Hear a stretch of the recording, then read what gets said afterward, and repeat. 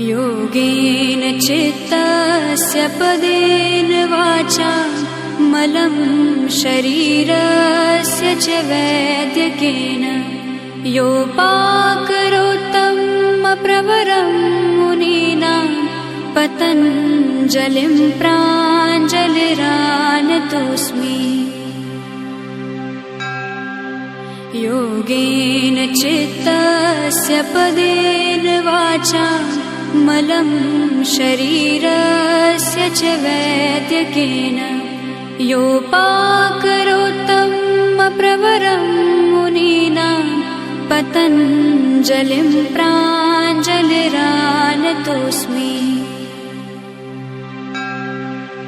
योगेन चित्तस्य पदेन वाचा मलं शरीरस्य च वैद्यकेन योपाकरोत्तं प्रवरं मुनीनां पतञ्जलिं प्राञ्जलिरानतोऽस्मि।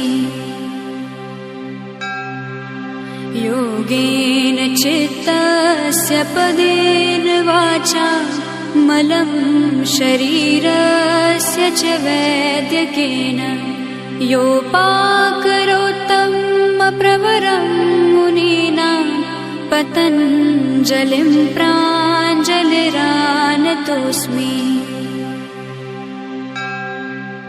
योगेन चित्तस्य पदेन वाचा मलं शरीरस्य च वैद्यकेन